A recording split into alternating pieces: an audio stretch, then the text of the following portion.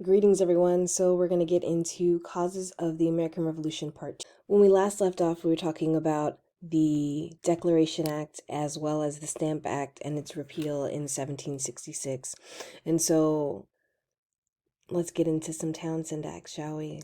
So, June of 1767, we see the passage of the Townshend Acts. And so, Britain looked to the regulation of colonial trade to draw revenue from the colonies. Remember, Britain at this moment is broke and is consistently looking to see how can they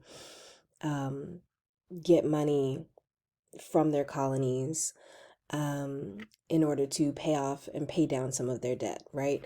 And so we see the Townshend Act creating new customs duties on common items such as like lead, glass, paint, and tea, as opposed to direct taxes.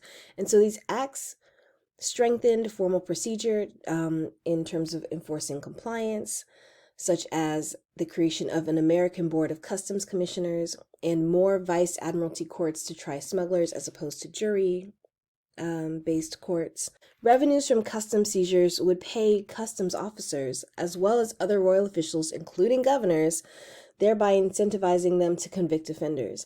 And so these acts increased the presence of British government in the colonies and also went around the authority of the colonial assembly. Because before, you have the governor's salary in the hands and the control of the assembly, which gave them significant power over their governors, but now that power is being shifted back to Britain. So colonial resistance to the Townshend Acts, right? So we see both elite, middle, and working class colonists beginning to engage in resistance efforts together. Merchants, once again, are reinstituting non-importation agreements, and common colonists are agreeing not to consume these products. Lists are also being circulated with signatures promising not to buy any British goods. These lists were often published in newspapers. This added social pressure because if you had your name on the list, you were kind of seen as like a loyal patriot and people would like commend you. But if you did not have your name on the list, then oftentimes you would be pressured when you were out in public to promise not to buy any British goods. When it comes to Anglo women and the Townshend Acts, so we see white women participating in their resistance to the Townshend Acts through circulating subscription lists, gathering signatures. Some of them were using their voices really for the first time in history to write political commentaries in newspapers. Colonists took to wearing simple homespun clothing. And as a result, we see spinning clubs being formed. And this homespun clothing now became a symbol of virtue and commitment to patriotism, where before British clothing, British imported fabrics and goods were seen as being the pinnacle of high society. Now we're seeing this shift, and British textiles and British produced clothing are seen as being a symbol of tyranny. And non-importation and non-consumption really helped to build unity throughout the colonies. So non-consumption agreements changed colonists' cultural relationship with the mother country. There were committees of inspection that monitored merchants and residents to make sure that no one broke these non-importation and non-consumption agreements. And offenders would be publicly shamed by having their names as well as their offenses published in the newspaper.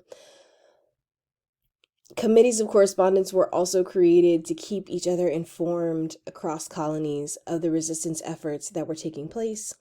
And these committees of correspondence gave colonists the feeling that they were really participating in a larger political community.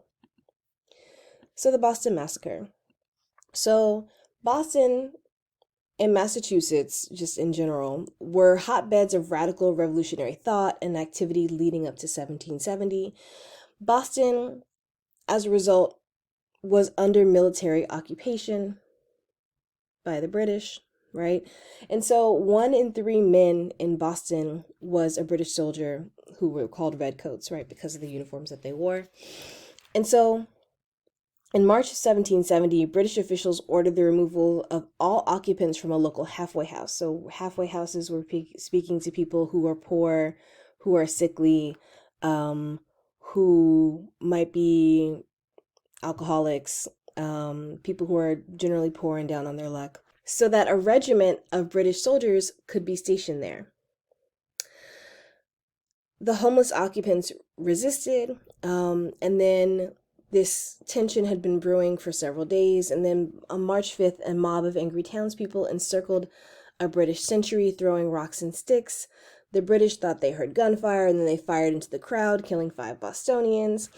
And Crispus Attucks, who was an Afro-Indigenous sailor, becomes the first casualty of the American Revolution.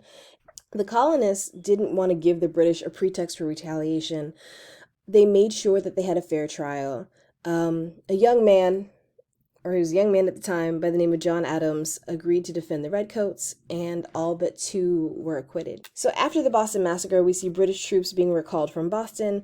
However, this incident, which was termed the Boston Massacre, inflamed hostilities and intensified revolutionary sentiments amongst the colonists. And for the revolutionaries, this quote-unquote massacre demonstrated the corrupting influence of standing armies and the tyranny of the British. And so I'm going to pause this here and stay tuned towards independence. Take care.